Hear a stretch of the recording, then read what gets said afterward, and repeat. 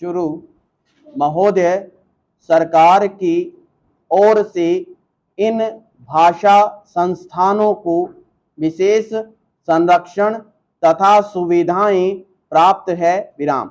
यह द्विभाषी केवल पर्यटन से जुड़े हुए हों ऐसा नहीं है। विराम। दूसरी भाषा सीख कर ये अनुवाद कार्य करते हैं। प्रकाशन संस्थानों में, जन संचार माध्यमों में तथा विज्ञान निकायों में प्रतिष्ठित अनुवादक के रूप में जाने जाते हैं। विराम। ये सृजनात्मक ललित साहित्य का अनुवाद करते हैं। विदेशी समाचारों का अपनी भाषा में तथा बल्गारिया के समाचारों का विदेशी भाषाओं में अनुवाद करते हैं। विराम। ये अनुवादक अपनी अपनी भाषा के विशेषज्ञ माने जाते हैं। विराम। यदि आप कभी बल्गारिया जाएं तो आप देखेंगे कि आप चाहे इनकी भाषा न जानते हों, किंतु आपकी भाषा जानने वाले आपको जरूर मिलेंगे। विराम। अभी कुछ महीने पहले की ही तो बात है जब भारत के राष्ट्रपति डॉक्टर शंकर दयाल शर्मा बल्गारिया गए। विराम।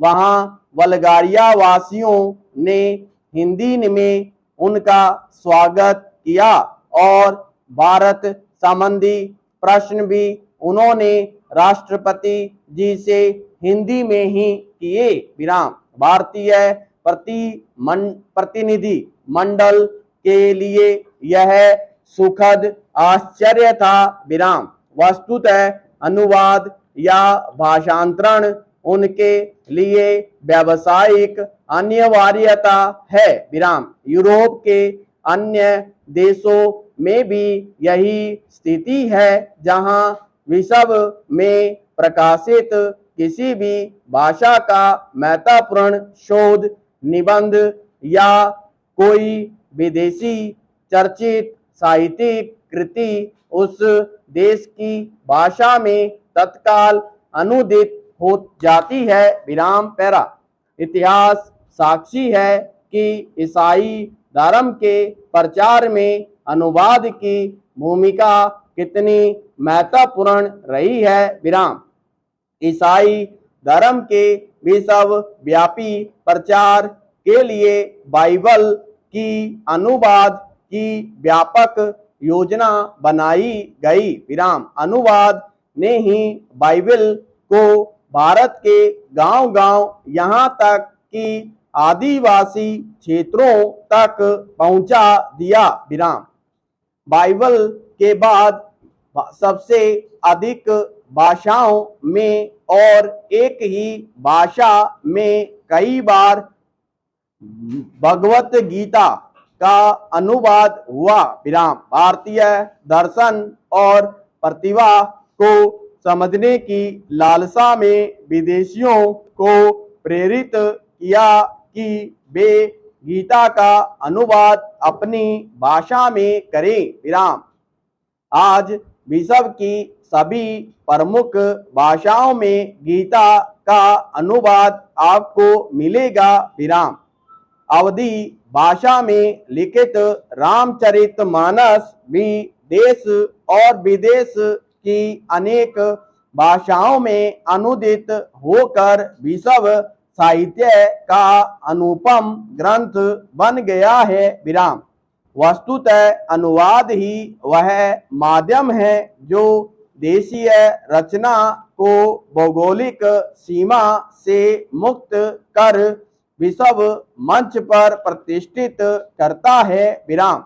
गीतांजलि की ख्याति का एक प्रमुख कारण उसका विदेशी भाषाओं में अनुदित होना भी है। विराम।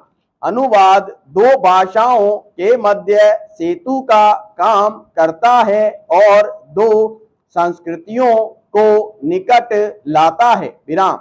अनुवाद की नींव है दो भाषाओं का ज्ञान और उन भाषाओं पर व्याकरण और शैली की दृष्टि से ऐसा पूर्ण अधिकार कि अनुवादक एक भाषा भाव व विचार राशि को दूसरी भाषा में पूर्णतः इस प्रकार रूपांतरित करे कि पाठक मूल रचना की संवेदना से भी परिचित हो सके तथा अनुवाद पढ़कर उसे मूल का सा आनंद भी मिल सके। विराम।